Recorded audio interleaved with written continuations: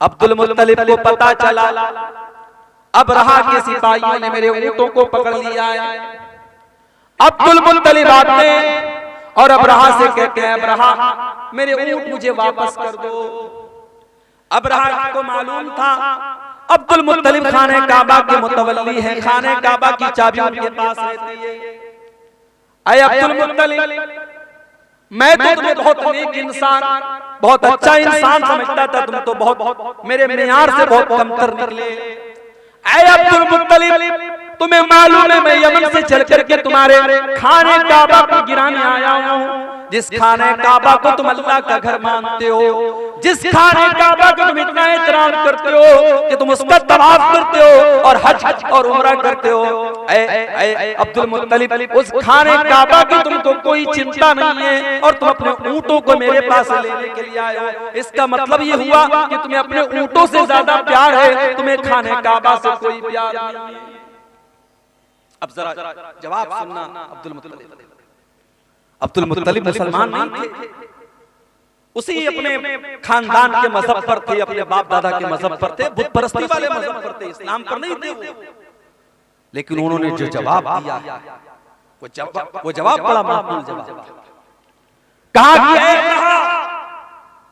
मैं ऊँटों का मालिक, ऊँटों की हिफाजत मेरे जिम्मे थी, इसलिए मैं अपने ऊँट लेने आया। जहां तक खाने काबा की बात है, इन्न लहू रब्बन यहमीही, इस खाने काबा का एक परवरदिगार है, एक रब है, वो अपने घर की हिफाजत करना जानता है, मुझे उसकी चिंता करने की जरूरत है। और फिर चश्मे फलक ने वो मंजर भी देखा। अबरहा अपने हाथियों से जब इशारा करता है, हाथी शाम का रुख करने के लिए तैयार है, हाथी जो है यमन की तरफ वापस जाने के लिए तैयार है, हाथी तीनों डायरेक्शन में जाने के लिए तैयार है। मगर हाथी को जब ये कहा जाता है तू खाने काबा की तरफ चल, हाथी 1 इंच चलने के लिए तैयार, 1 इंच हाथी आगे बढ़ने को तैयार।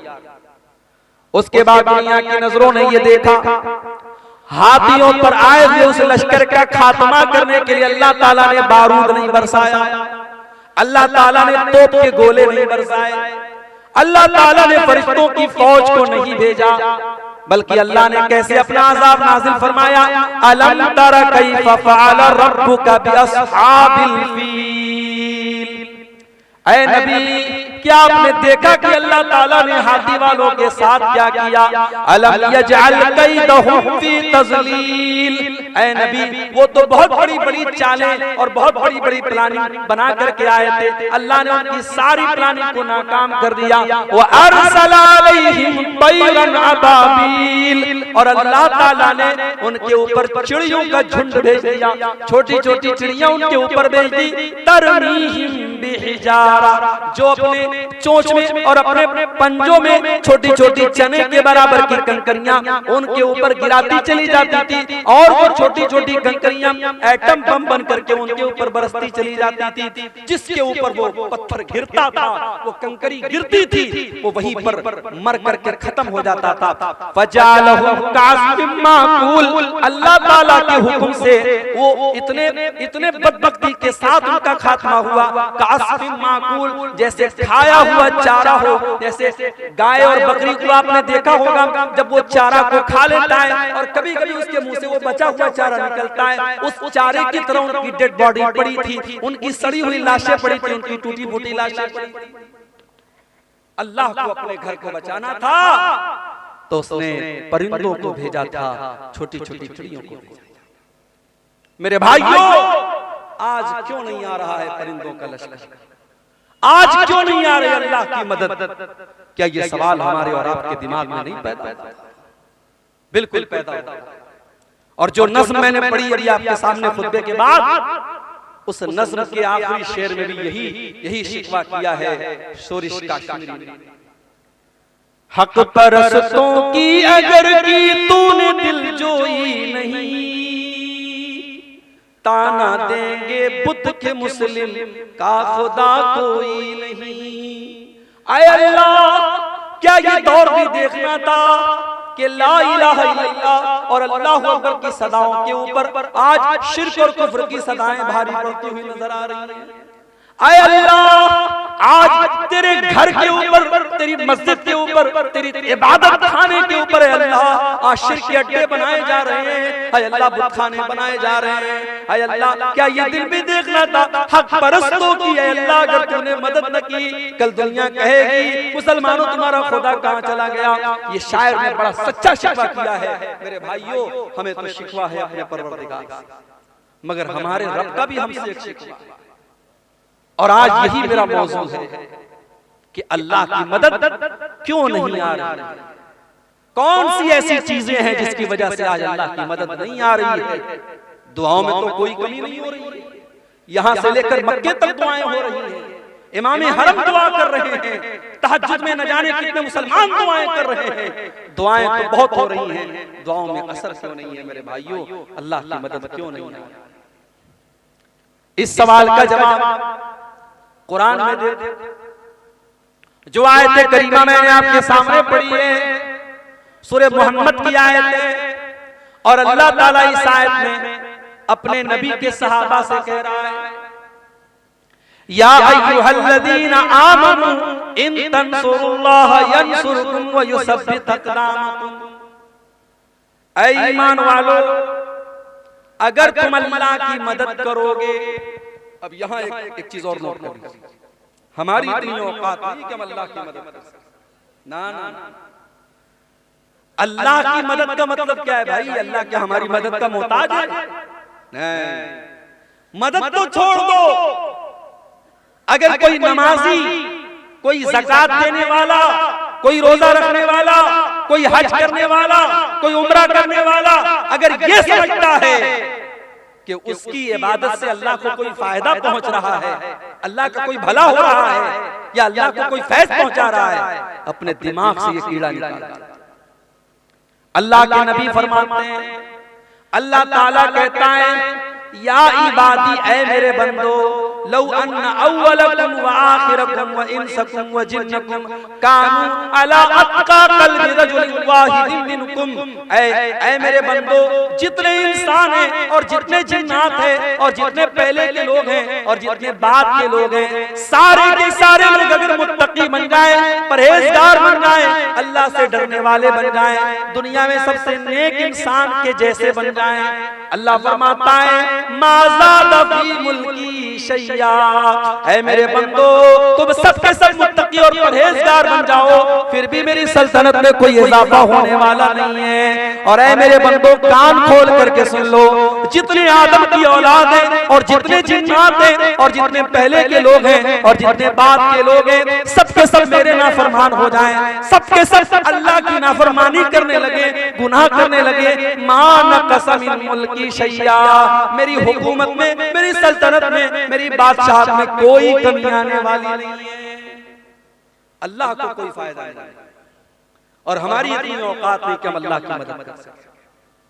तभी इस आयत का क्या मतलब है भाई, या अय्युहल्लज़ीना आमनू ऐ ईमान वालो इन तंसुरुल्लाह यंसुरकुम, अगर तुम अल्लाह की इबादत करोगे, अल्लाह तो अगर तुम अल्लाह की मदद करोगे, अल्लाह तुम्हारी मदद करेगा।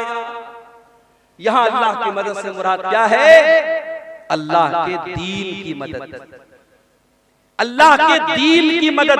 अगर तुम अल्लाह के दीन की मदद करोगे, अगर तुम इस्लाम की मदद करोगे, अगर तुम इस्लाम की हिफाजत करोगे, अगर तुम अल्लाह के दीन का ताउन करोगे, अगर अपने ताकत के जरिए, अपने माल के जरिए, अपने इल्म के जरिए, अपने जिस्म के जरिए तुम अल्लाह के दीन की मदद करोगे, अल्लाह तुम्हारी मदद करेगा।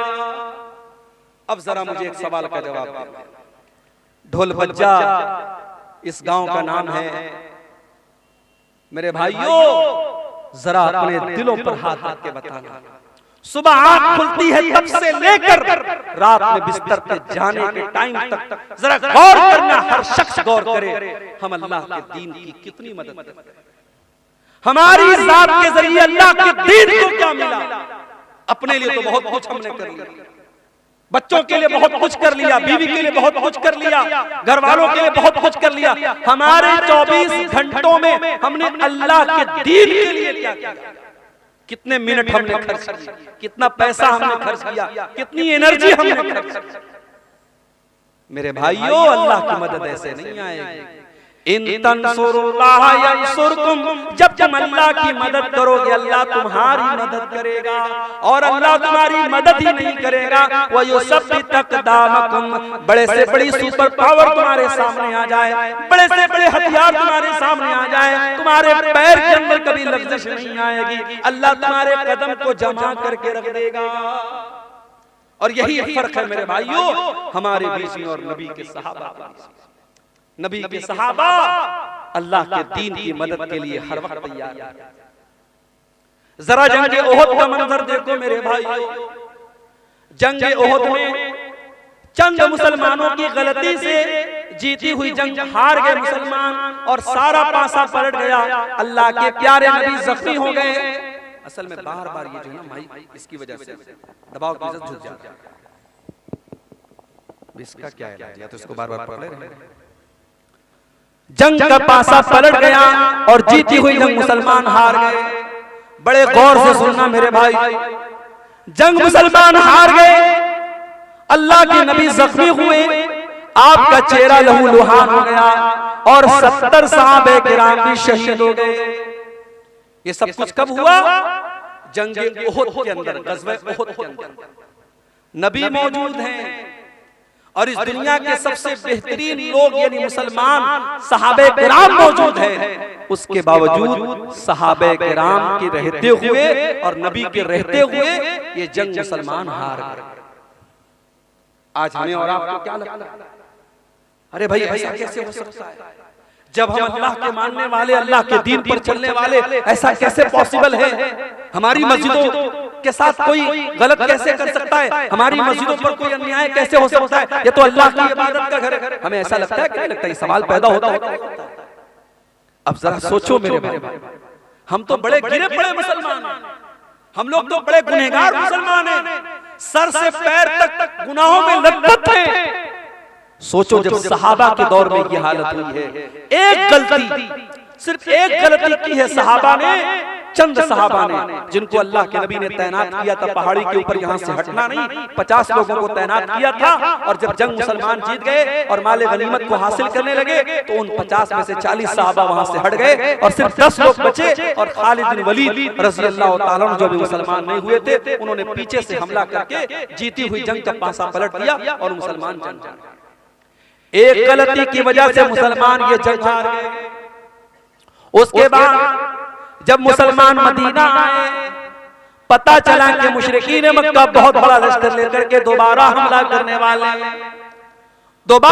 करने वाले और मदीना को खत्म करना चाहते हैं और मदीना के सारे मुसलमानों को खत्म करना चाहते हैं। अल्लाह के नबी ने अपने सहाबा से कहा, ऐ मेरे सहाबा, हम दुश्मन का वेट नहीं करेंगे, हम दुश्मन का इंतजार नहीं करेंगे। ऐ मेरे सहाबा, हम दुश्मन का आगे बढ़ करके मुकाबला करेंगे। सहाबे किराम ने कहा, अल्लाह के नबी, हम जख्मी हैं, हमारे बदन से खून बह रहा है, हमारी तो मरहम पट्टी भी अभी ढंग से न हुई है। आपने फरमाया, ऐ मेरे सहाबा, हम किसी चीज का इंतजार नहीं करेंगे, हम इसी हाल में दुश्मन का मुकाबला करने के लिए जाएंगे। मेरे प्यारे भाइयों, दुनिया ने देखा, आसमान ने देखा, जमीन ने देखा कि नबी के सहाबा जख्मी हालत में, उनके बदन से खून बह रहा है, उनकी बॉडी पर जख्मों के निशानात हैं, उनके बदन से खून रिस रहा है। उसी हालत में मदीना से हुमरा असद नाम के मकाम तक जाते हैं और दुश्मन का मुकाबला करने के लिए मदीना से चल के जाते हैं। दुश्मनों को पता चला कि मुसलमान फिर से आए, दुश्मन की हिम्मत न बढ़ी और दुश्मन वापस चला गया। कुरान करीम में अल्लाह इसका तज़किरा करते हुए फरमाता है, लिल्लज़ीना अहसनु मिन बादि मा असाबहुमुल करहु। ऐ मेरे नबी, आपके सहाबा तो इतने बड़े ईमान वाले हैं कि जख्मी होने के बावजूद और बदन से खून बहने के बावजूद अल्लाह का हुक्म आया तो वो लड़ने के लिए तैयार हो गए। ये थे नबी के सहाबा। वो नबी के लिए, अल्लाह के दीन के लिए, अपने नबी के दिफा के लिए, अपने दीन के डिफेंस के लिए हर वक्त तैयार रहते थे मेरे भाई। और इसीलिए कुरान कहता है, या अय्युहल्लज़ीना आमनू इन तंसुरुल्लाह यंसुरकुम। ऐ ईमान वालो, जब तुम अल्लाह की मदद करोगे अल्लाह तुम्हारी मदद करेगा। आज तो हालत ये है, 100 रुपया चंदा देने की हैसियत रखने वाला 10 रुपया बड़ी मुश्किल से लेता है। कभी गौर करना, रेस्टोरेंट में 10 की नोट आपको बहुत कम मिलेगी, शराब के अड्डों पर 10 की नोट बहुत कम मिलेगी, ज़िना के अड्डों पर 10 की नोट बहुत कम मिलेगी। मस्जिद की पेटी में देखना 10 की नोट बहुत ज्यादा मिलेगी। जो सबसे छोटा अमाउंट होता है वो हम मस्जिदों में देते हैं, मदरसे में देते हैं। हमारे यहाँ साइंस पढ़ाने वाला टीचर आए, हम 2000 रुपया महीना देंगे। मैथ पढ़ाने वाला टीचर आए, हम 3000 रुपया महीना देंगे। हिंदी और इंग्लिश पढ़ाने वाले को 1000 रुपया महीना देंगे। और बेचारे मौलवी साहब और हाफिज साहब कुरान पढ़ाने के लिए आएंगे तो हम मोल भाव करेंगे, हाफिज साहब 500 रुपया ले लीजिए। कुरान और दीन के इल्म की वैल्यू हमने घटा के रखी है। इंग्लिश मीडियम के नाम पर हमारी जेबों से 2-2 हजार रुपए फीस निकल जाती है, और मदरसे में कहीं 100 रुपए फीस लग जाए तो हम ताना मारते, साहब मदरसे वाले भी 100 रुपए फीस मांगते। दीन की वैल्यू को हमने कम कर दिया, दीन की अहमियत हमारी नजरों में हमने हकीर कर दिया, और आज हालात ये हैं दीन को सारी दुनिया में तमाशा बना के रखा। मेरे प्यारे साथियों, जंगे तबूक का मौका याद करो, जंगे तबूक का मौका याद करो। गर्मी का मौसम है, मई जून का महीना है, खजूरों के पकने का टाइम है। अल्लाह के नबी अपने सहाबा से कहते हैं, ऐ मेरे सहाबा, हमको तबूक के लिए जाना है, हमको 700 किलोमीटर लंबा सफर करना है। ऐ मेरे सहाबा, मेरे पास हथियार नहीं है, मेरे पास सवारी नहीं है। ऐ मेरे सहाबा, तुम ताउन करो, तुम दान दो, तुम चंदा दो। ऐ मेरे सहाबा, मैं तुम्हें जन्नत की गारंटी देता हूँ। सहाबे किराम ने अपनी अपनी हैसियत के मुताबिक, अपनी अपनी ताकत के मुताबिक बढ़ चढ़ करके ताउन करना शुरू किया। उस्मान गनी ने बहुत सारे ऊंट भी दे दिए, बहुत सारे घोड़े भी दे दिए, और 1000 सोने के सिक्के भी दे दिए। बहुत सारे सहाबा गरीब थे, मजदूर थे, मजदूरी किया करते थे। कोई 1 मुट्ठी, कोई 2 मुट्ठी गेहूं ला रहा है, जौ ला रहा है। ऐ अल्लाह के प्यारे नबी, मैं ये मेहनत करके मजदूरी करके ये लाया हूं, ऐ अल्लाह के नबी इसको ले लीजिए। अल्लाह के नबी सबका चंदा ले लेते थे, सबका दान ले लेते थे। इतने में हजरत उमर फारूक, उनके दिल में तमन्ना पैदा हुई, हमेशा नेकी के मामले में अबू बकर का नंबर सबसे आगे रहेगा। आज उमर का नंबर आगे रहेगा, आज उमर आगे बढ़ते दिखा। उमर फारूक अपने घर आते हैं, अपने सारे घर के माल को इकट्ठा करते हैं, और सारे माल को 2 हिस्सों में डिवाइड करते हैं, और आधे माल को घर छोड़ते हैं, और आधे माल को बोरे में पैकेट में पैक करते हैं, और नबी अकरम के पास लाके रख देते हैं। अल्लाह के नबी पूछते हैं, माँ अब क़ैत लिअहलिक, ऐ उमर, घर वालों के लिए कुछ छोड़ के आए हो कि नहीं आए हो? हजरत उमर कहते हैं, अल्लाह के नबी आप फिक्र न करें, अब तो लहुम निस्फा, मैं आधा लाया हूँ और आधा छोड़ के लाया हूँ, आधा लाया हूँ आधा छोड़ के लाया हूँ, आप चिंता न करें, आप फिक्र न करें। अब हजरत उमर इंतजार कर रहे हैं, अब देखिए अबू बकर क्या लाते। हजरत अबू बकर भी थोड़ी देर में आए, उन्होंने भी अपने सामान का झोला ला करके रख दिया। नबी ने पूछा, माँ अब क़ैत लिअहलिक, ऐ अबू बकर, तुमने घर वालों के लिए क्या छोड़ा है? ओ लोगों, अबू बकर की जुबान पर क्या जवाब आया? अबू बकर की जुबान पर क्या जवाब आया? शायर कहता है, नबी ने जो पूछा कि क्या साथ लाए, तो सिद्दीक़ अकबर के होठों पे आया, वहां मालो दौलत की क्या है हकीकत, जहां जानू दाने को दिल चाहता है। अबू बकर सिद्दीक कहते हैं, अब क़ैतुल्लाह व रसूलहू, ऐ अल्लाह के नबी, मैं अपने घर वालों के लिए अल्लाह को छोड़ के आया हूँ, उसके रसूल को छोड़ के आया हूँ। ऐ अल्लाह के नबी, मैं घर में कुछ भी नहीं छोड़ा, मैंने घर में झाड़ू लगा दिया, मैं सब लेके आया हूँ। आज अल्लाह के दीन को मेरे माल की जरूरत है। ऐ अल्लाह के नबी, अपने घर में कुछ छोड़ के नहीं आया। ये नबी के सहाबा। मेरी प्यारी माँ और बहनों, आज वो जज्बा हमारे और आपके अंदर नहीं। अल्लाह की मदद कहां से आएगी? हमारी जिंदगियों में दीन की कोई हैसियत नहीं। हमारी 24 घंटे में हम अगर गौर करें, हम दीन के लिए कितनी मेहनत कर रहे हैं, और दीन के लिए हम क्या कर रहे हैं मेरे भाइयों? हम कुछ नहीं कर रहे हैं। अल्लाह का वादा तो सीधा सीधा है, इन तंसुरुल्लाह यंसुरकुम, जब तुम अल्लाह के दीन की मदद करोगे, अल्लाह तुम्हारी मदद करेगा। गज़वे उहद का वो मंजर भी याद करो मेरे। एक औरत आती है, बताया गया तेरा भाई शहीद हो गया, तेरा बाप शहीद हो गया है, तेरा शौहर शहीद हो गया है। बाप के मरने की खबर सुनी, भाई के मरने की खबर सुनी, शौहर के मरने की खबर सुनी, सारी मुसीबतों पर सब्र कर लिया और फिर कहती है ओ लो ठीक है, मेरे बाप का इंतकाल हो गया, मेरा भाई शहीद हो गया, मेरा शौहर शहीद हो गया, मुझे ये बताओ कि अल्लाह के रसूल का क्या हाल है। लोगों ने कहा अल्लाह के रसूल बिल्कुल सही सलामत है। उसने कहा नहीं, जब तक मैं अपने नबी का दीदार न कर लूं, जब तक मैं अपने नबी को देख न लूं, मुझे चैन नहीं मिल सकता। लोगों ने दीदार कराया, लोगों ने दिखाया, देखो ये अल्लाह के नबी है। जब अल्लाह के नबी को देखती है तो क्या कहती है, कुल्लु मुसीबतिन बादक जलल या रसूल अल्लाह। अल्लाह के नबी आपके रहते हुए सारी मुसीबतें मेरे लिए आसान है। अल्लाह के नबी आप जिंदा हैं, आप सही सलामत हैं, मुझे बाप के जाने का, मुझे भाई के जाने का, मुझे शौहर के जाने का कोई दुख नहीं है। अल्लाह के दीन के लिए अपना सब कुछ कुर्बान करने का जज्बा था मेरे भाइयों सहाबा के अंदर। वो जज्बा हमारे अंदर नहीं है। जब तक ये जज्बा हम पैदा नहीं करेंगे, हम और आप अल्लाह की मदद के हकदार नहीं। आज तो हालत ये है, नौजवान है, पैसा कमा रहा है, अच्छा पैसा कमा रहा है, बिल्डर है, अच्छी खेती बाड़ी है, उसके पास लाखों का मालिक है। उससे कहो भाई हज कर ले, उम्रा कर, कहता अरे मौलवी साहब अभी कितनी उम्र है, अभी 40 साल का हूं, हज कर लूंगा दाढ़ी रखनी पड़ जाए, हज कर लूंगा 5 टाइम की नमाज पढ़नी पड़ेगी, हज कर लूंगा चोरी बेईमानी नहीं कर पाऊंगा, लोग कहेंगे हाजी साहब के सब काम करता है। अभी थोड़ा गुलछर्रे उड़ा ले, 50-60 साल के हो जाएंगे, फिर हज भी कर लेंगे, उम्रा भी कर लेंगे। मुझे बताओ 40 साल वालों, क्या तुम लिखवा के लाए हो कि तुम 50 साल तक जिंदा रहोगे? क्या इस बात की गारंटी है कि तुम्हें आइंदा कोई बड़ी बीमारी नहीं?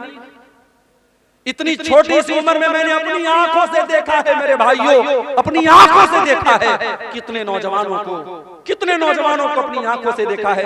कोई एक्सीडेंट में मारा गया, कोई घर से निकला था सैर और तफरीह करने के लिए, मेरी वाइफ मेरी अहलिया के खाला का बेटा था, हाफिज कुरान था, बड़ा नेक बच्चा था, आलिम भी था, घर से निकला था, बकरीद का मौका था, ईद उल अज़हा का मौका था, और अगर मेरी याददाश्त धोखा नहीं खा रही शायद चौथा दिन, दोस्तों के साथ बनारस में वो तफरीह करने के लिए, घूमने के लिए बाइक से निकला, और मेरी अहलिया अपने मायके में थी, और उनकी जो खाला थी, जो उस लड़के की माँ थी, वो भी अपनी बहन के घर आई थी। और बकरीद का त्योहार आप जानते हैं, खाने पीने का त्योहार है, तरह तरह की डिशेस खाई जा रही हैं। नौजवान लड़का घर से निकला है, त्योहार का टाइम है, बकरीद का मौका है, वो घर से ये सोच करके निकला है कि चलो हम खुशी मनाएंगे, हम थोड़ा दोस्तों के साथ सैर और तफरीह करेंगे। बाइक से वो निकलता है और मुगल सराय रेलवे स्टेशन से करीब में एक ट्रक आती है, और ट्रक का ड्राइवर शायद नशे में रहा हो या नींद के आलम में रहा हो, उसने उसकी बाइक में ऐसी टक्कर मारी है, ऑन द स्पॉट वो लड़का 18-20 साल का वो लड़का इंतकाल कर जाता है। और इतनी बुरी तरीके से एक्सीडेंट होता है, उसके सर का और उसके धड़ का जो हाल होता है वो बयान के बाहर है मेरे भाई। और त्योहार का मौका है, जब लाश घर में आती है और माँ बाप उसकी लाश को देखते हैं मेरे भाई, माँ बाप की आंखों से आंसू नहीं होते। खुशी का त्योहार और खुशी का मौका गम में तब्दील हो जाता है मेरे भाइयों। मौत का फरिश्ता आपसे अपॉइंटमेंट लेकर के नहीं आएगा, आपसे पूछ करके नहीं आएगा कौन सी बीमारी, कौन सा एक्सीडेंट, कौन सी मुसीबत और कौन सा बहाना आपकी जिंदगी के खात्मे की खबर लेके आएगा, आप नहीं कह सकते मेरे भाइयों। नबी अकरम के सहाबा को जंगे बद्र का मौका है, हजरत उमैर इब्न हुमाम अंसारी एक नौजवान साहबी हैं, नौजवान साहबी खजूरें खा रहे हैं, और अल्लाह के नबी जंगे बद्र में अपने सहाबा को जिहाद की अहमियत बता रहे हैं और अल्लाह की राह में लड़ने की अहमियत बता रहे हैं। अल्लाह के नबी सहाबा से कह रहे हैं, ऐ मेरे सहाबा, ये जंगे बद्र का मैदान है, ये जन्नत का मैदान है, उठो और जन्नत को पाने के लिए लड़ पड़ो और अल्लाह की राह में कुर्बानी दे दो। हजरत उमैर इब्न हुमाम कहते हैं, ऐ अल्लाह के नबी, ऐ अल्लाह के नबी, क्या जन्नत इतनी बड़ी है कि जन्नत की चौड़ाई आसमान और जमीन के बराबर है?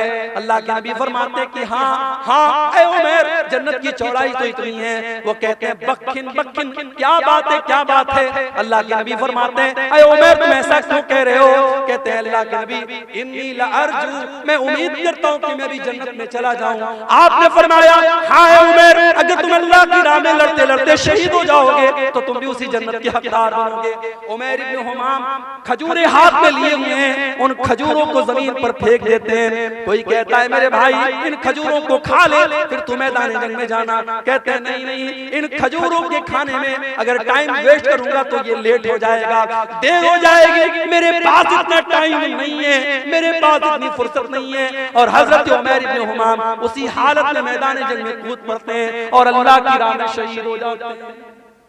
मेरे प्यारे साथियों, सहाबे किराम की जिंदगियां इस तरीके के वाक़यात से भरी भरी।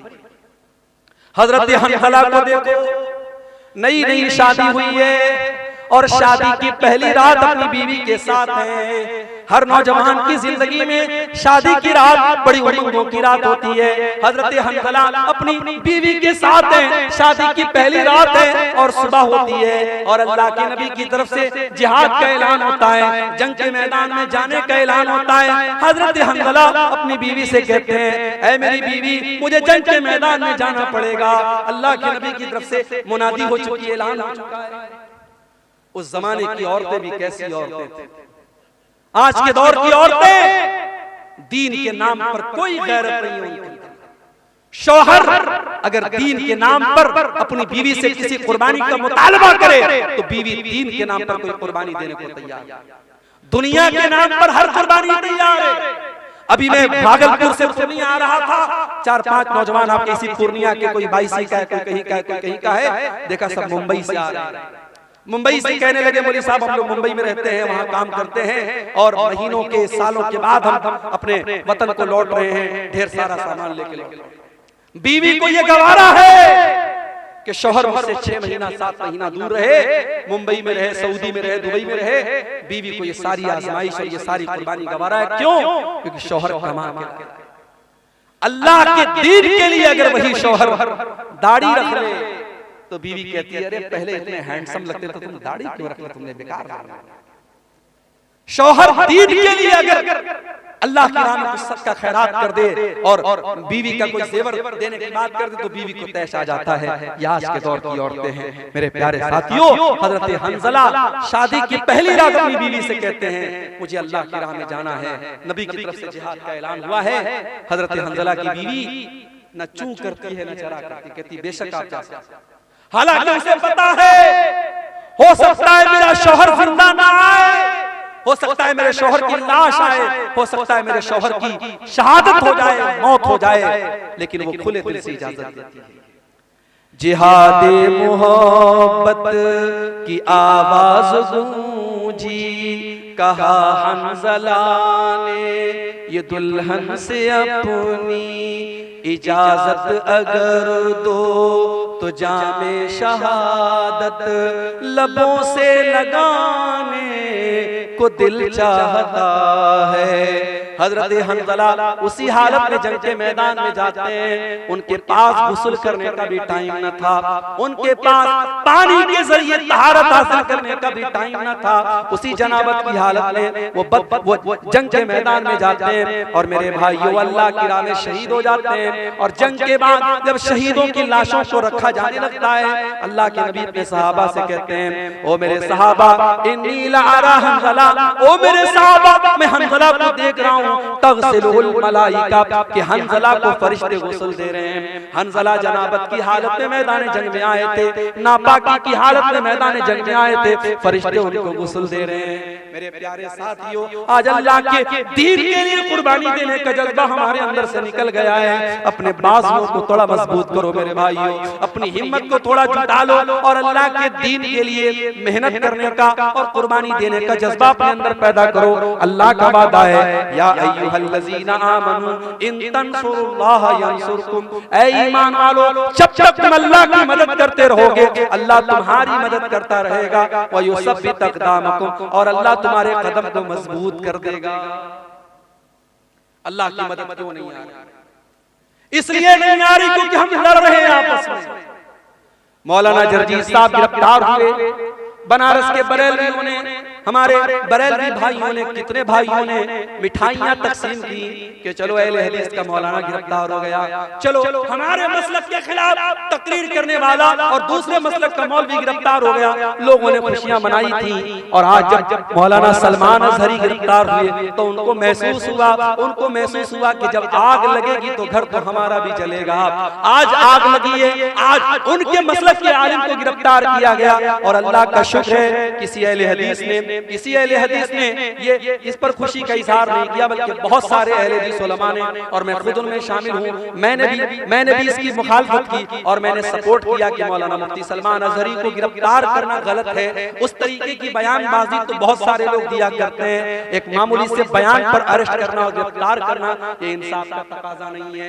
कब तक लड़ते रहोगे? कब तक आपस में इस तरीके से मसलक के नाम पर खेल खेलते रहोगे? अगर आज इस्लाम का कोई दुश्मन आपके मुसलमान को पकड़ करके उससे जबरदस्ती कहता है तुम फला मजहब का नारा लगाओ और फला माबूद का नारा लगाओ, तो हम उसको देख करके हमें गुस्सा आता है। लेकिन आप जाओ देखो फेसबुक के ऊपर वो वीडियो भी आप देखो कि एक मुसलमान को बरेलवी मसलक के लोगों ने पकड़ा और कहा कि तू आला हजरत को मानता है कि नहीं मानता है, तू बरेली शरीफ को मानता है कि नहीं मानता है, तू फला फला को काफिर मानता है कि नहीं मानता है। ये मसलक की आग और ये फिरके की आग इस कदर लग चुकी है, एक मसलक का मुसलमान दूसरे मसलक के मुसलमान को पकड़ करके, जैसे मॉब लिंचिंग की गई मुसलमानों की, ऐसे एक मसलक का मुसलमान दूसरे मसलक की मॉब लिंचिंग करने तक के लिए तैयार है और उसको पकड़ करके धमका करके उससे अपने मसलक के नारे लगवा रहा है। कब तक हम लड़ते रहेंगे मेरे भाई? आज पानी सर से ऊंचा जा चुका है। जब हमारा दुश्मन मसलक की बुनियाद पर और फिरके की बुनियाद पर हमारे दरमियान कोई तफरीक नहीं करता, तो हम और आप अपने आप को तफरीक में क्यों बांटे हुए हैं? आओ सीसा पिलाई हुई दीवार बन जाओ। और मैं बड़ी खुशी के साथ कहता हूं, मैं पक्का सलफियुल मसलक अल्हम्दुलिल्लाह हूं और बनारस के जामिया सलफिया जो हमारी जमात का मरकजी इदारा है वहां से मैंने तालीम हासिल की है। लेकिन आज अल्लाह का शुक्र है फेसबुक पे ऊपर आप देख लें, यूट्यूब के ऊपर आप देख लें, बड़ी तादाद में हमारे बरेलवी भाई, हमारे देवबंदी भाई भी मेरी तकरीरों को सुनते हैं।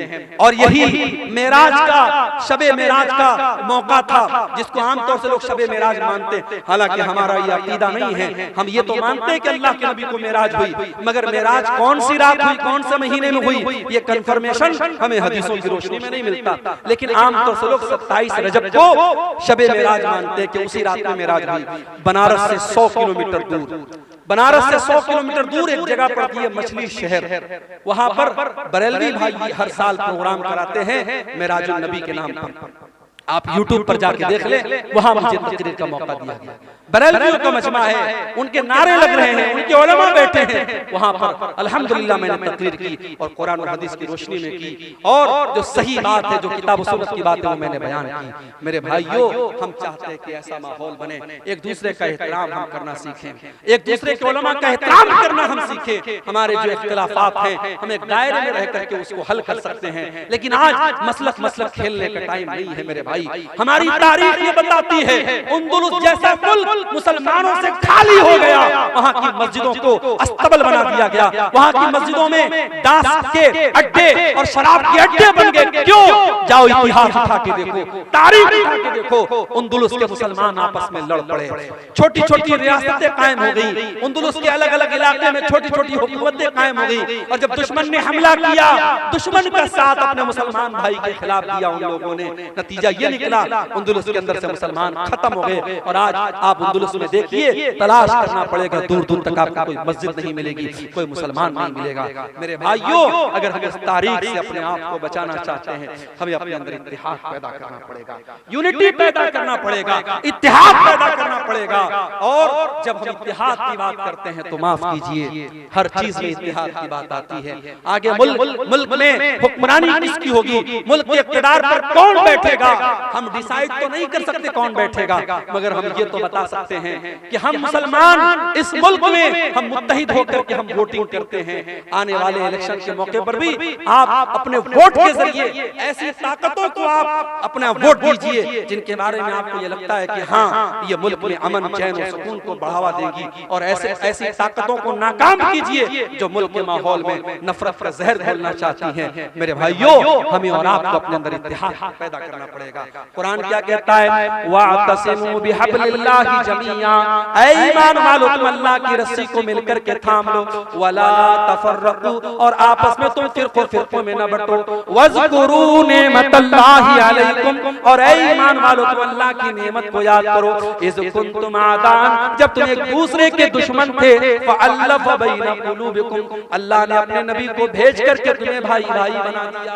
आज तो हालात ये हैं, एक सगा भाई अपने सगे भाई की जमीन पर नाजायज कब्जा करके बैठा है।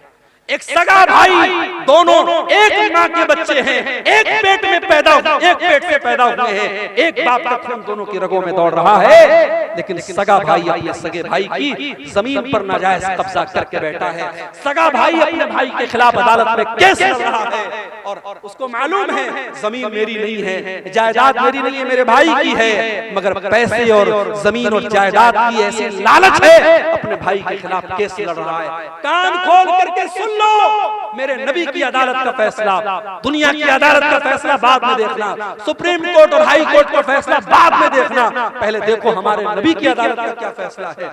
अल्लाह के नबी फरमाते हैं कि दो लोग मेरे पास आते हैं अपना केस लेकर, और एक आदमी की बात सुन करके मैं फैसला कर देता हूँ, क्योंकि मैं इंसान हूँ, मुझसे भी गलती हो सकती है, हो सकता है एक इंसान चिकनी चुपड़ी बातें करता हो, दूसरा इंसान अपनी बात ढंग से पेश न कर पाया हो। कान खोल करके सुन लो, अल्लाह के नबी फरमाते हैं अगर मैंने फैसला गलत कर दिया, जिसकी जमीन नहीं थी, जिसकी जायदाद नहीं थी, जिसका हिस्सा नहीं था, उसको मैंने दे दिया, फइन्नमा अक़तउ लहू क़िताअतम मिनन नार। कान खोल करके सुन लो, मैं उसको जमीन का टुकड़ा नहीं दे रहा हूँ, मैं उसको जहन्नम की आग का टुकड़ा दे रहा हूँ। ओ लोगों, अपने भाई की, अपनी बहन की जमीन आपने नाजायज तरीके से हथिया भी ली, आपने जमीन नहीं हथियाई, आपने बिल्डिंग नहीं ली, आपने घर नहीं लिया, आपने खेत नहीं लिया, आपने तो जहन्नम का टुकड़ा ले लिया, आपने तो बहुत बड़ा घाटे का सौदा कर लिया, घाटे का सौदा। मेरे भाइयों, कुरान कह रहा है कि मुत्तहिद हो जाओ, अल्लाह के बंदो भाई भाई बन जाओ। नबी के सहाबा भाई भाई बन करके रहे। मक्का के मुहाजिर जब मदीना पहुंचे, मदीना के अंसारियों ने खुले दिल से कहा कि हमारे भाइयों, हमारे घर के दरवाजे आपके लिए खुले हैं। यहाँ तक कहा जमीन मेरी है, खेत मेरा है, जायदाद मेरी है, लेकिन नबी ने आपको मेरा भाई बनाया है, आ जाओ हम जमीन के दो टुकड़े कर देते हैं, घर के दो हिस्से कर देते हैं, खेत के दो हिस्से कर देते हैं, आधा तुम ले लो, आधा मैं ले लेता हूँ। यहाँ तक कहा मेरी दो बीवियां हैं, तुम किसी एक को पसंद कर लो, मैं तलाक दे देता हूं, तुम निकाह कर लेना। कुर्बानी और मोहब्बत की ये मिसाल पूरे इंसानी इतिहास में कभी नहीं मिलती। मेरे भाइयों, हम और आप अपने गांव में आराम से सो रहे हैं, हम अपने घर में बच्चों के साथ आराम से सो रहे, वहां फलस्तीन में डेली बमबारी हो रही है और छोटे छोटे बच्चे मारे जा रहे हैं, और ये यूएन की रिपोर्ट है, अक़वाम मुत्तहिदा की रिपोर्ट है, अब तक लाखों बच्चे गाजा के अंदर मारे जा चुके हैं, मासूम बच्चे मर रहे हैं, और हमें रात में आराम से नींद पर, बिस्तर पर नींद आ रही है। नहीं मेरे भाई, मुसलमान तो वो होता है चाहे फलस्तीन में उसका भाई मर रहा हो, चाहे दुनिया के किसी भी कोने में उसका भाई मर रहा हो, अपने भाई के मरने पर उसका दिल दुखी हो जाए, उसके कौम का कहीं बच्चा मारा जाए, उसको लगे मेरा बच्चा मर रहा है, कहीं किसी औरत की इज्जत टूटे, उसे लगे मेरी बहन की इज्जत टूट रही है, कहीं किसी का घर गिरे, उसे लगे मेरा घर गिर रहा है। नबी अकरम सल्लल्लाहु अलैहि वसल्लम फरमाते हैं कि अल मुमिनु लिल मुमिनि कल बुनियान यशुद्दु बाज़ुहु बाज़ा।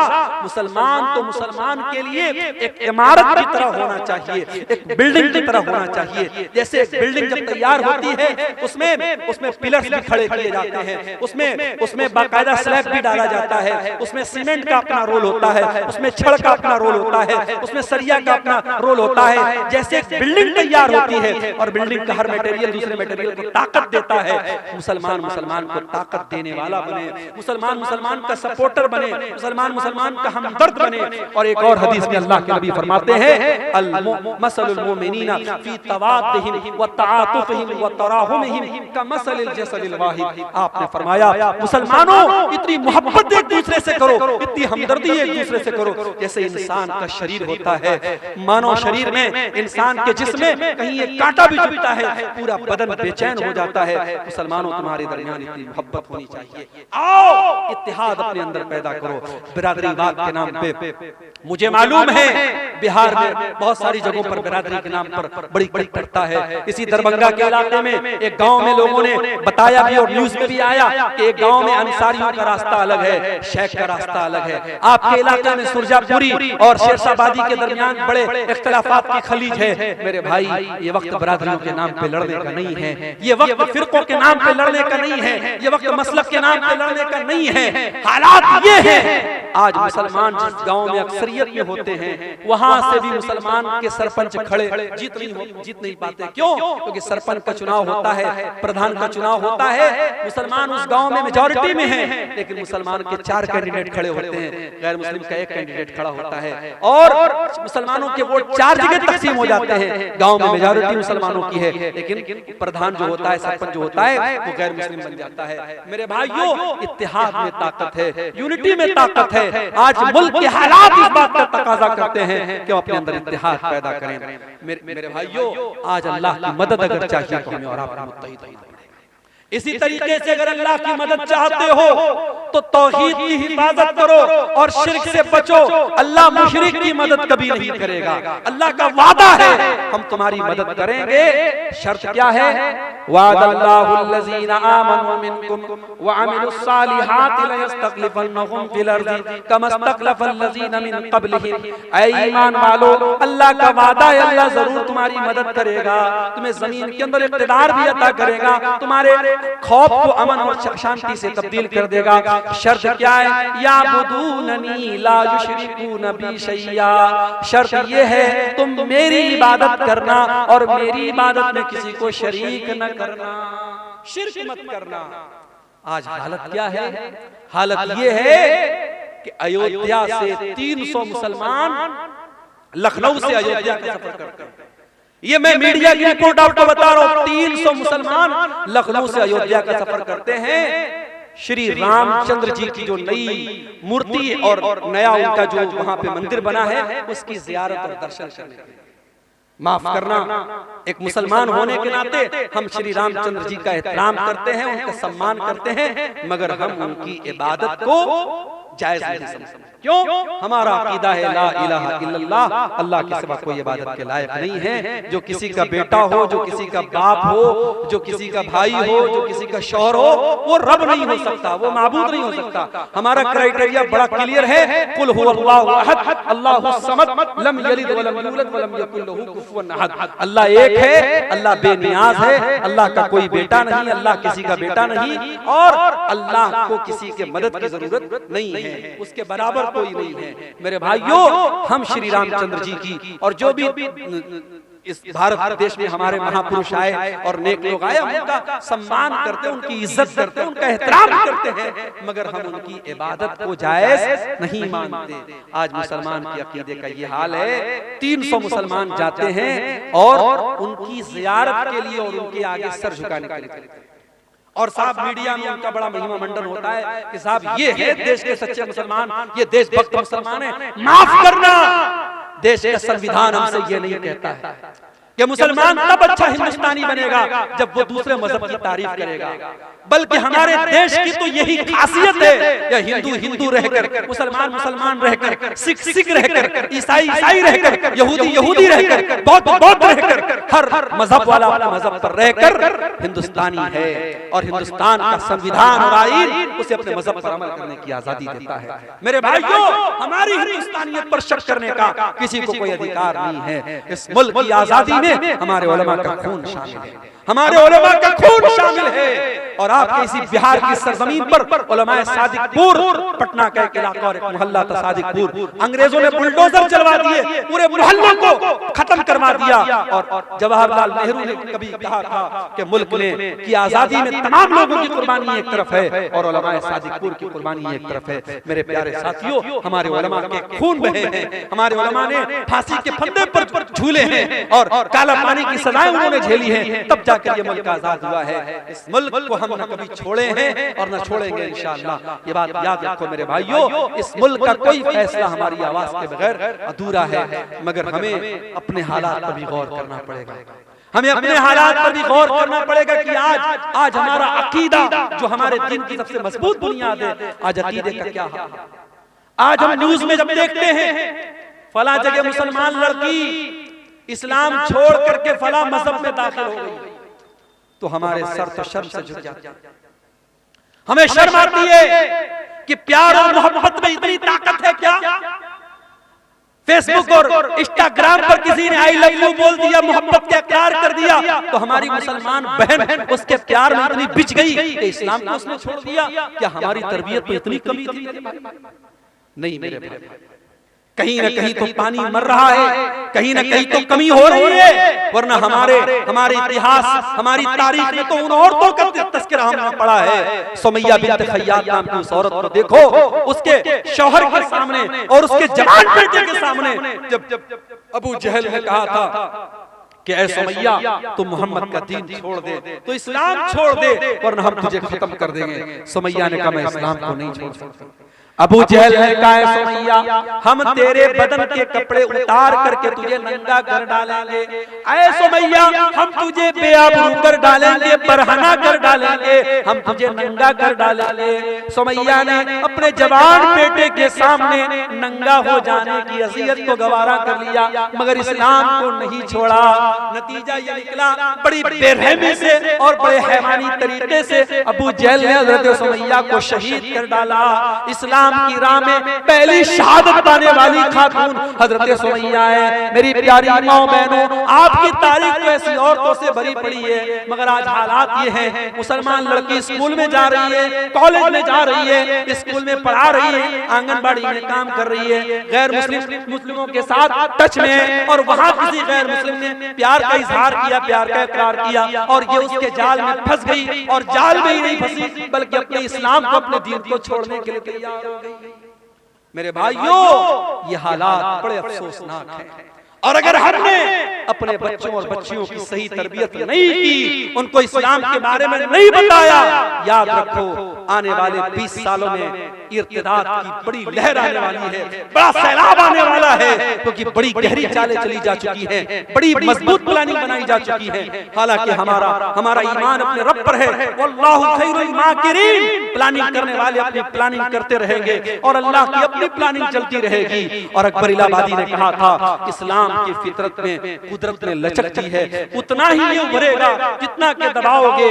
नूरे खुदा है कुफ्र की हरकत पे खंदजन, फूकों से ये चिराग बुझाया न जाएगा। कोई मुर्तद होता है, कोई इस्लाम को छोड़ देता है, अल्लाह की कसम अल्लाह का कोई नुकसान नहीं कर सकता, इस्लाम का कोई नुकसान नहीं कर सकता, नुकसान तो उसका अपने आप का होता है। अल्लाह कुरान में कहता है, वमन यर्तदिद मिनकुम फयमुत वहुवा काफिरुन फउलाइका अस्हाबुन नार, जो मुर्तद होकर के मर जाए, जो इस हालत में मर जाए कि वो ईमान की हालत में न मरे, कुफ्र की हालत में मर जाए, तो वो दुनिया और आखिरत में फउलाइका हबितत अमालुहुम फी दुनिया वल आखिरह, दुनिया में भी उसके अमाल बर्बाद और आखिरत में भी उसके अमाल बर्बाद हो जाएंगे। फउलाइका अस्हाबुन नार, वो जहन्नम में जाने वाले हैं। अपने बच्चों की अकीदे की फिक्र करो मेरे भाइयों, आज रोजी रोटी की फिक्र करते हो, आज हमें फिक्र है आने वाले वक्त में क्या होगा।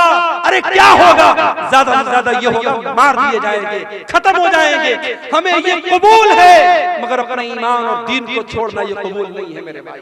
हम मर जाना कबूल कर ले, हम खत्म हो जाना कबूल कर ले, मगर ईमान और तौहीद से समझौता करना कबूल न करें। याद करो अपने बाप इब्राहिम अलैहिस्सलाम को। इब्राहिम अलैहिस्सलाम जब अपने लख्ते जिगर इस्माइल को और अपनी बीवी हाजरा को जब मक्का की बियाह हो गया, सरजमीन पे छोड़ के जाने लगे, तो क्या दुआ की थी उन्होंने?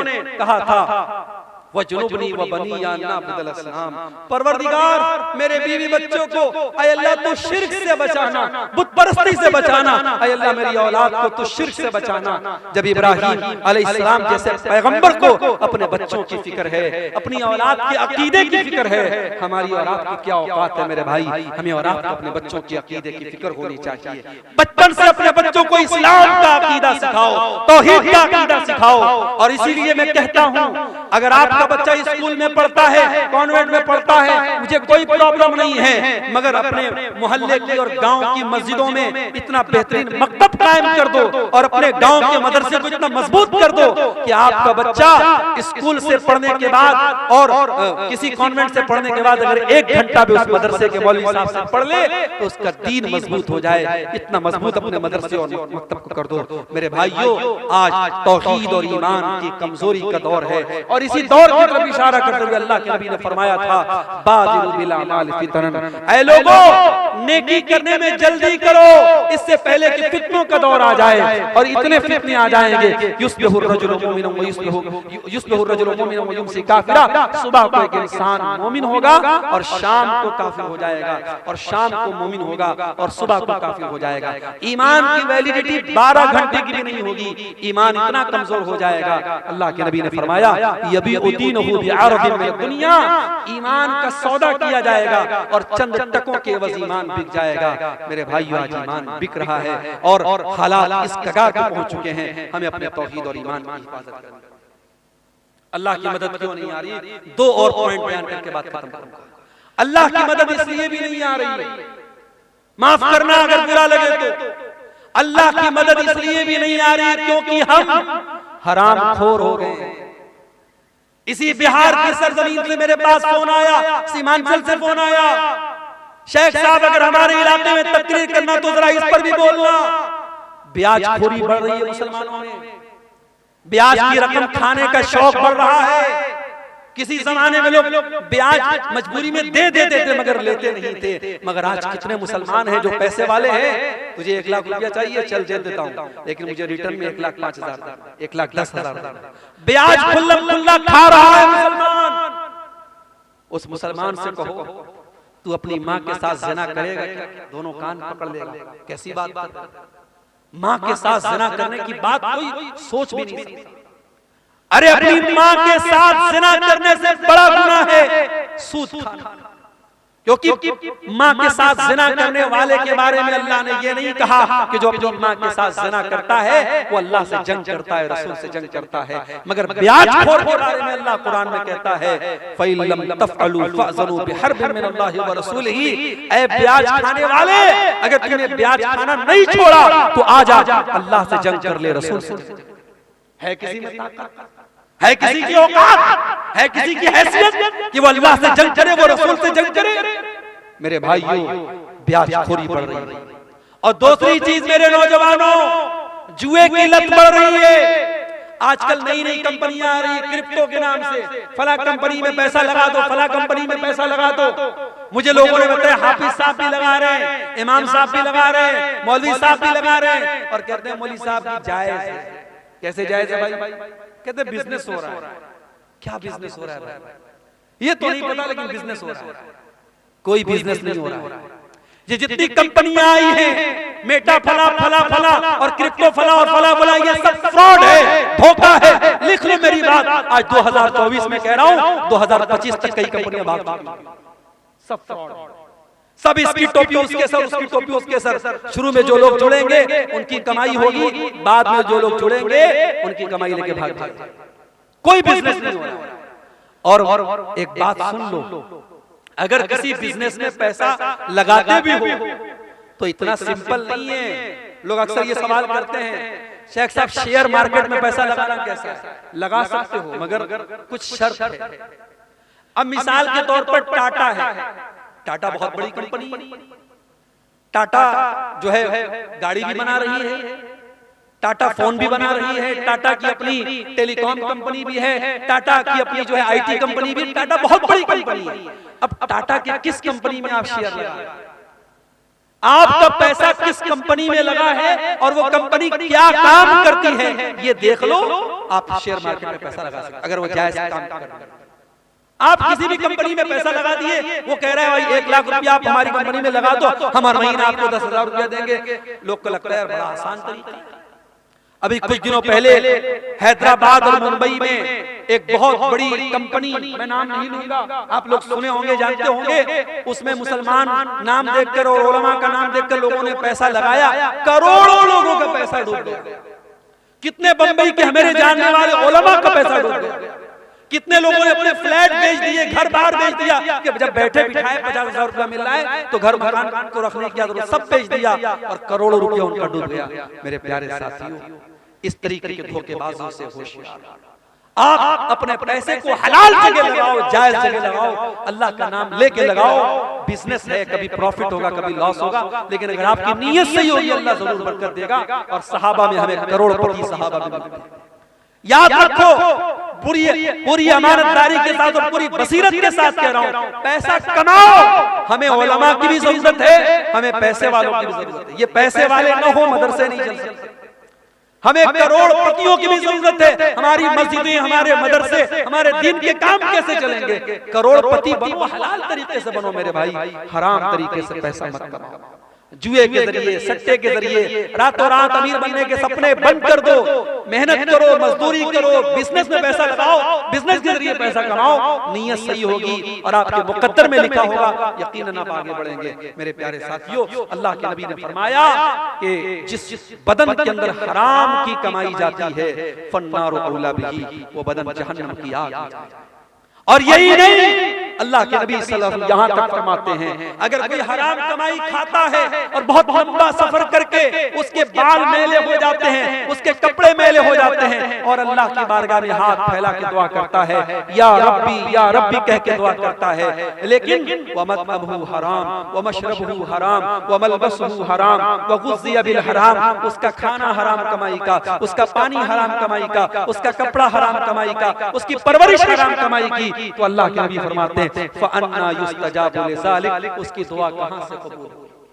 ब्याज खाने वाला उम्रा कर ले, हज कर ले, खाने काबा का दरवाजा पकड़ पकड़ के रो रो के दुआ करे, उसकी दुआ कैसे कबूल होगी जब मेरे नबी कहते हैं हरामखोर की दुआ कबूल नहीं होती? मेरे भाइयों, आज अल्लाह की मदद इसलिए भी नहीं आ रही क्योंकि मुसलमान पैसा कमाने की अंधी रेस में लग चुका है। ब्याज भी खा रहा है, जुआ भी खेल रहा है, सट्टा भी खेल रहा है, ऑनलाइन ऐप्स के जरिए हराम तरीके से पैसा भी कमा रहा है। मेरे भाइयों, कमाई को हलाल करो, कमाई को हलाल करो। सलफ कहा करते थे, अतिब मत मामा का तो जब दावत का, अपनी कमाई को, अपने खाने को हलाल कर लो, हमारी दुआ कबूल होगी, अल्लाह की मदद आएगी अगर हमारी कमाई हलाल हो जाए। इसी तरीके से मेरे भाई, अगर हम चाहते हैं कि अल्लाह की मदद आए, मेरे नौजवान साथियों, आपको अपनी जवानी की हिफाजत करनी पड़ेगी, अपनी जवानी की अहमियत को समझना पड़ेगा। अल्लाह की कसम दिल दुखता है जब फजर की नमाज में ये चंद बूढ़े हमें मस्जिद में नजर आते हैं। नौजवान कहां मर गए? मेरी कौम के नौजवान कहां मर गए? वो रात को 2-2 बजे तक, 3-3 बजे तक व्हाट्सएप पर चैटिंग करते रहे, लड़कियों से बातें करते रहे, अय्याशियां करते रहे, फेसबुक की रील्स देखते रहे, यूट्यूब के शॉर्ट देखते रहे, बेहयाई के मनाजिर देखते रहे। रात को 3-3 बजे तक हमारा नौजवान ये सब देख रहा है। और फजर की अजान जब होती है और मुअज्जिन कहता है अस्सलातु खैरुम मिनन नौम, नमाज नींद से बेहतर है, हमारा नौजवान बिस्तर पे सोया रहता है। मेरे नौजवानों, ये अजान की आवाज सिर्फ 70 साल वालों के लिए नहीं, आपके लिए भी है। और मेरे रब की कसम, आप जब फजर की नमाज में उठ के जाते हैं, शैतान जलील होता है, शैतान पछताने लगता है कि मैं इस नौजवान को कैसे रोक नहीं पाया, इसको मैं फजर की नमाज में कैसे मैं रोक नहीं पाया। नौजवानों, अपने आप को नमाज का पाबंद बना। और बाद नौजवान मुझसे पूछते हैं, मेरे पास व्हाट्सएप पर मैसेज भी आता है, शेख साहब गंदी आदत में पड़ गया, गंदे वीडियोस देखने की आदत हो गई, लड़कियों से चैटिंग करने की आदत हो गई, हराम काम की आदत पड़ गई। शेख साहब को ये इलाज बता दीजिए, कोई तरीका बता दीजिए। आओ तरीका बताता हूं कुरान की रोशनी में। गंदी आदतों से बचना है, बुरी आदतों से बचना है, अय्याशी से बचना है, मोबाइल के गलत इस्तेमाल से बचना है। एक नुस्खा बताता हूं, नोट कर लो मेरे भाई। कुरान में अल्लाह फरमाता है फखलफ मिन बादिहिम खल्फुन अदाउस्सलात वत्तबउश्शहवाति फसौफ यल्कौन गय्या। अल्लाह कुरान के 16वें पारे में फरमा रहा है कि जो लोग नमाज नहीं पढ़ते हैं, जो लोग नमाज की पाबंदी नहीं करते हैं, वही लोग ख्वाहिशात की पैरवी करते हैं, वही लोग शहवतों की पैरवी करते हैं और वही लोग जहन्नम में जाएंगे। इसका उल्टा ये मतलब निकला कि जो नमाज की पाबंदी करेगा, जो पांचों टाइम की नमाज हर हाल में पढ़ेगा, वो ख्वाहिशात की पाबंदी से बचेगा, वो गलत शहवतों से बचेगा, वो औरत के फितने से बचेगा। वो जिसको ये रात में फिक्र होगी मुझे सुबह फजर की नमाज जमात के साथ पढ़नी है, वो रात में कोई गंदा काम करने के पहले 1000 बार, वो मोबाइल पर कोई गंदी चीज देखने के पहले 1000 बार सोचेगा कि यार मैं नमाजी आदमी हूं, ये चीज मुझे सूट नहीं करती है, वो बंद कर देगा। वो नहीं, अगर बचना चाहते हो नमाज की पाबंदी करो। और यही बात अल्लाह कुरान के 21वें पारे में कहता है, उतलु मा उहिया इलैका मिनल किताब व अक़िमिस सलाह इन्नस सलाता तन्हा अनिल फ़हशाइ वल मुनकर। ऐ नबी, कुरान की तिलावत करो और नमाज की पाबंदी करो। नमाज बेहयाई और बुराई से रोकती है। ये दो काम कर लो, कुरान की तिलावत पाबंदी से करो और नमाज पाबंदी से पढ़ो, फिर देखो बेहयाई से बचते हो कि नहीं बचते हो, बुराई से बचते हो। मेरे भाइयों, नमाज की पाबंदी करो। और नमाज कोई मामूली चीज नहीं है, टेंशन को दूर करने वाली चीज नमाज। मैं मानता हूं इस वक्त हालात बड़े बेचैन कर देने वाले हैं। मीडिया में आने वाली खबरें, यूपी की खबरों से बिहार वाले परेशान, बिहार की खबरों से यूपी वाले परेशान, तमिलनाडु की खबरों से नॉर्थ इंडिया के मुसलमान परेशान। ये मीडिया आज हमको परेशान कर रहा है, डिस्टर्ब कर रहा है। आज इस माहौल में नमाज हमारी बहुत बड़ी जरूरत भी है। मेरे नमाज पढ़ो और कुनूत नाज़िला का इत्मीनान करो। मेरे नबी दुश्मनों पर बद्दुआ करने के लिए कुनूत नाज़िला पढ़ते थे। आज कुनूत नाज़िला पढ़ो और नमाज की पाबंदी करो। अल्लाह कुरान में कहता है वस्तईनु बिस्सब्रि वस्सलाह, सब्र और नमाज के जरिए अल्लाह की मदद तलब करो। मेरे भाई, मेरे नबी जब टेंशन में होते थे, परेशानी में होते थे, हजरत हुज़ैफा रज़ियल्लाहु ताला अन्हु कहते हैं अल्लाह के नबी नमाज के लिए खड़े हो जाते थे। आज हमें नमाज की अहमियत पर भी तवज्जो देने की जरूरत है। और आखिरी चीज, हमारी माएं बहनें इस उम्मत की बड़ी कीमती मता है। इस उम्मत की माएं बहनें, इस उम्मत की औरतें, इस उम्मत की बहुत कीमती दौलत है। क्यों? क्योंकि ये किसी की माँ बनती हैं, किसी की बीवी बनती हैं, किसी की बेटी होती है, किसी की बहन होती है। एक औरत के कई रूप होते हैं और इस्लाम ने औरत के हर रूप की बड़ी इज्जत दी। इस्लाम में औरत को पूजा तो नहीं गया, औरत की इबादत तो नहीं की गई। इस्लाम में इबादत सिर्फ अल्लाह की है, मगर औरत अगर माँ है तो इस्लाम ने कहा उसकी इज्जत करो, उसके कदमों के नीचे तुम्हारी।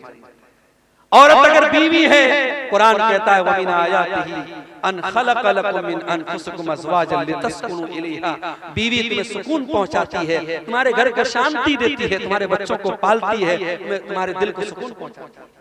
यही बीवी बेटी, यही औरत बेटी है तो अल्लाह के नबी फरमाते हैं मन इब्तुलिया मिन हाज़िहिल बनाती शैअन कुन्न लहू सित्रम मिनन नार। जिसको अल्लाह बेटी देकर के आजमाता है और इस इम्तिहान में वो खरा उतरता है, बेटी अपने माँ बाप को जहन्नम की आग से बचाती है। यही औरत जब बहन बनती है, अल्लाह के नबी फरमाते हैं जिसकी 3 बहनें हो और उन बहनों की सही देखभाल करे, सही परवरिश करे, सही उनका सही जगह शादी कर दे, कुन्न लहू सित्रम मिनन नार। वो बेटियां अपने भाइयों, वो बहनें अपने भाइयों के लिए नजात का जरिया बन जाती हैं। मेरे भाइयों, औरत का हर रूप इस्लाम की नजर में बड़ा कीमती, मगर आज हमारी माँ बहनों को भी सोचना पड़े कि आज वो कहां। आज जब हम अल्लाह की कसम इंस्टाग्राम पर और फेसबुक पर और व्हाट्सएप पर जब किसी मुसलमान औरत को बेहयाई के काम में देखते हैं तो हमें डबल तकलीफ होती है। बेहयाई के काम कोई भी औरत करे ये तकलीफ की बात है, मगर मुसलमान औरत करे तो ये डबल तकलीफ की बात है। ये हमारी कौम की लड़की, हमारी कौम की बहन है। अभी भागलपुर में उतरा एक गैर मुस्लिम, देखने में बज़ाहिर गैर मुस्लिम लड़का था, देखा उसके साथ एक औरत बिल्कुल चिपक करके बैठी है, बातें कर रही है। कुछ देर के बाद मोबाइल पर फोन आया मेरे सामने, उसने सामने वाले से बात करके अस्सलाम वालेकुम। कपड़े से नहीं लगा मुसलमान है, उसके चेहरे पर जो स्कार्फ बना हुआ था उससे नहीं लगा मुसलमान है, लेकिन जब फोन पर उसने अस्सलाम वालेकुम कहा, मुझे पता लग गया मुसलमान है। मुझे बड़ी तकलीफ हुई कि ये मुसलमान लड़की किसी गैर मुस्लिम लड़के के साथ इस तरीके से ऑटो पे टोटो पे बैठ के क्या कर रही है। ये हालात आज हमारे मेरी माँ और बहनों, आज आपको अपनी जिम्मेदारी समझना पड़ेगा। आज आपको बेहयाई और बेगैरती के इस तूफान का मुकाबला करना है, उसका शिकार नहीं बनना। औरत बड़ी कीमती चीज भी है और शैतान का बहुत बड़ा हथियार भी है। अल्लाह के नबी फरमाते हैं, अद्दुनिया कुल्लुहा मता व खैरु मताई दुनिया अल मरअतु सालिहा। दुनिया की सबसे कीमती दौलत नेक औरत है। और अल्लाह के नबी ये भी फरमाते हैं, अल मरअतु औरत, औरत पर्दे में रहने की चीज है। फैज़ा खरजत, जब ये औरत घर से निकलती है, इस तशरफहा शैतान, तो शैतान का शिकार बन जाती है, शैतान का आला बन जाती है। इसलिए मेरी माँ और बहन, आप तो धारी खंजर हैं। आपके जरिए अच्छा काम भी हो सकता है और आपके जरिए समाज को बिगाड़ा भी जा सकता है। अब ये आप तय कर रहे हैं आपको क्या करना है। और मर्दों से मैं गुजारिश करूंगा कि आपके घर की औरतें क्या पहन रही हैं, किस हालत में निकल रही हैं, ये देखना आपकी जिम्मेदारी। आप दयूस न बने, आप बेगैरत न बने। जिस भाई की बहन बेपर्दा निकले, जिस बाप की बेटी बेपर्दा निकले, जिस शौहर की बीवी बेपर्दा निकले, वो दयूस है, वो बेगैरत है। और मेरे नबी ने फरमाया, 3 लोग क़यामत के दिन ऐसे होंगे, अल्लाह ताला उनकी तरफ देखेगा भी नहीं। उन 3 लोगों में एक कोई इंसान भी होगा, अद्दयूस अल्लज़ी युक़िरु फ़ी अहलिही अल-ख़ुबूस, वो बेगैरत आदमी जिसके घर में बेगैरती का काम हो रहा हो और उसको कोई फर्क न पड़ रहा हो। मेरे भाइयों, बेगैरती अल्लाह को पसंद है। अल्लाह गैरत वाला है, अल्लाह को बेगैरत लोग पसंद नहीं। इसलिए अपने घरों में गैरत का माहौल पैदा करो। अपने घर में ये बताओ, फर्क बताओ अपनी जवान बेटियों को, ये खाला का लड़का है, ये मामू का लड़का है, ये चाचा का लड़का है, ये गैर महरम है। किसी को अलाउ मत करो। व्हाट्सएप पर किसी का सलाम आया, अपनी बहनों से कहना चाहता हूं, खबरदार किसी अजनबी को लिफ्ट मत कराओ। वो पहले भाई बन करके बात करेगा, फिर दोस्त बन जाएगा, फिर बॉयफ्रेंड बन जाएगा, फिर मिलने की बात करेगा, फिर तुम्हारी खूबसूरती की तारीफ करेगा। वो किस तरीके से पट्टी पड़ाएगा तुम नहीं समझ सकती। इसलिए खबरदार, होशियार। ये फेसबुक, ये व्हाट्सएप, ये चैटिंग के जितने रास्ते हैं, ये ज़िनाकारी और बदकारी की तरफ लेके जाते हैं। मुसलमान लड़की अगर मोबाइल इस्तेमाल करती है, बहुत होशियार है। किसी को अपने पर्सनल इनबॉक्स में आने की इजाजत नहीं। कोई नए नंबर से कोई भी अजनबी आपको मैसेज करने की कोशिश करे, तुरंत ब्लॉक का ऑप्शन करो, ब्लॉक। मेरे भाइयों, आखिर में ये कहना चाहता हूं, मुल्क के हालात जो भी हैं जैसे भी, मगर हम आजाद नहीं। हमारे बड़े मौजूद हैं, हमारे उलमा मौजूद हैं। हम अपने उलमा की, अपने बड़ों की रहनुमाई के बगैर कोई कदम नहीं बढ़ाएंगे, कोई ऐसा काम नहीं करेंगे जिससे हमारे मुल्क का कोई नुकसान हो, हमारी कम्युनिटी का कोई नुकसान हो, हमारे समाज का कोई नुकसान हो। दुनिया में जो लोग और फितना फसाद की बातें करें वो करते रहे। मैं तो किसी ऐसे बयान के भी पक्ष में नहीं हूं जो बयान दो कम्युनिटी के बीच में फसाद फैलाने की कोशिश करे। हम अमन और शांति के प्रतीक हैं और रहेंगे, लेकिन हाँ, हम बुज़दिल भी न बने, हम कमजोर भी न बने। अगर वाकई में कोई हम पर जुल्म कर रहा है तो जुल्म को सहन नहीं करना चाहिए, जुल्म को बर्दाश्त नहीं करना चाहिए, जुल्म के का मुकाबला करना चाहिए। और अगर अपनी जान और अपनी इज्जत और अपनी आबरू की हिफाजत करने में कोई मर भी जाए तो मेरे नबी ने फरमाया, मन कुतिला दुना इर्दिही व मालिही फहुवा शहीद। अपने माल की हिफाजत करने में, अपनी आबरू को बचाने के लिए कोई मर जाए, कोई कत्ल हो जाए तो अल्लाह की राह में शहीद होता है। मेरे भाइयों, अपनी इज्जत की बात आ जाए तो टीपू सुल्तान का वो जुमला याद रखना कि शेर की एक दिन की जिंदगी गीदड़ की 100 साल की जिंदगी से बेहतर होती है।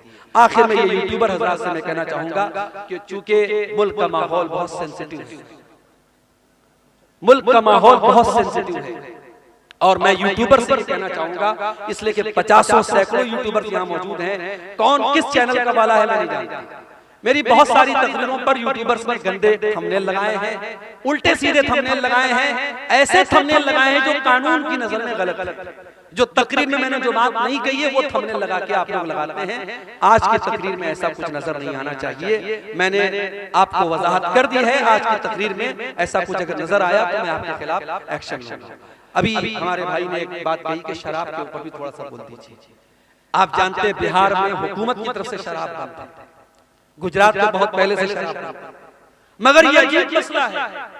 जहां शराब बंद है, डाटा बताता है गुजरात में शराब एक जमाने से बंद है, लेकिन सबसे ज्यादा शराब गुजरात में पी जाती है।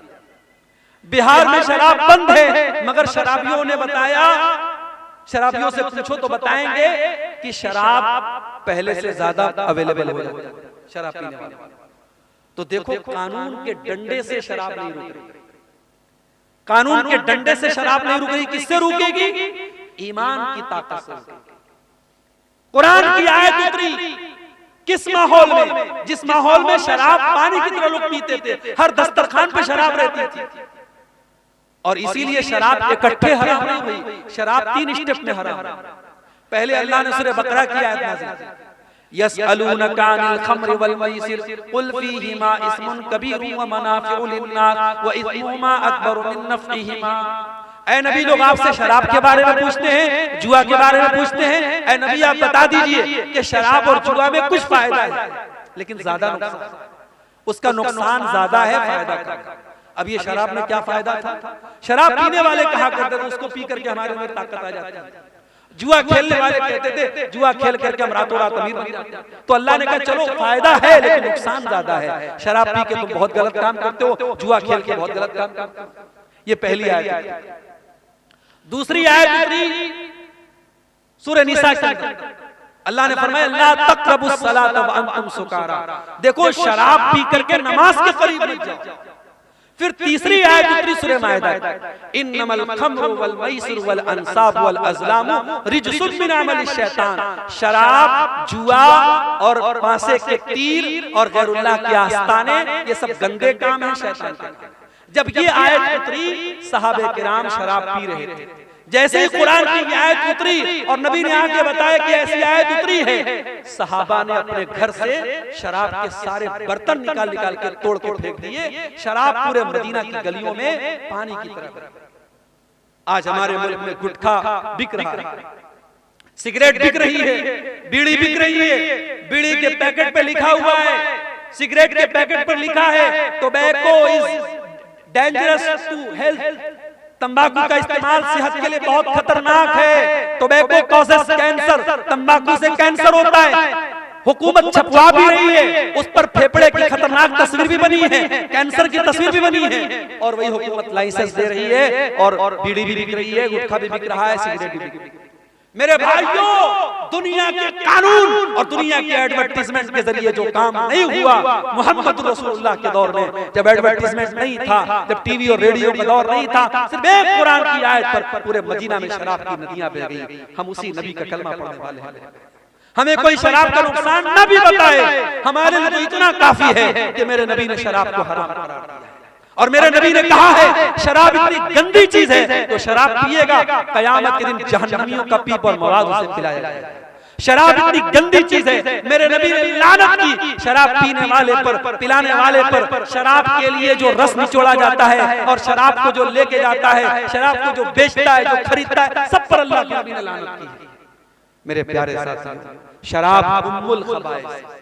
जो शराब पी लेगा वो ज़िना भी कर सकता है, वो अपनी माँ बहन बेटी के साथ भी गलत काम कर सकता है, कुछ भी कर सकता है। इसलिए मुसलमान शराब बंदी तो हमें और करना चाहिए। मुझे याद है हरियाणा के गांव में मुसलमानों ने ये फैसला किया था कि हमारे यहाँ शादी में 1 पैसा जहेज करेंगे और लड़की की शादी सिंपल तरीके से होगी, कोई बारात नहीं आएगी और कोई बारात लेके जाएगा, कोई जहेज लेगा तो पूरा गांव उसका बहिष्कार करेगा। आज ये मिसाल हरियाणा में मौजूद है, मीडिया में इसको बहुत बयान किया गया। मैं चाहता हूं आपके गांव में, आपके इलाके में भी इस तरीके की तहरीक चले कि हमारे गांव का जो शराब पिएगा हम गांव से उसका बाइकआउट करें। आप ऐसी कोशिश करें, इंशाअल्लाह जब आप शराबबंदी करेंगे तो पूरी मुल्क के लिए मिसाल बनेगी। मेरे भाई, जो काम कानून के डंडे से संभव नहीं है वो मजहब के जरिए और ईमान के जरिए संभव है। ये चंद सवालात आए हैं, इनको बयान करके बात खत्म करते हैं।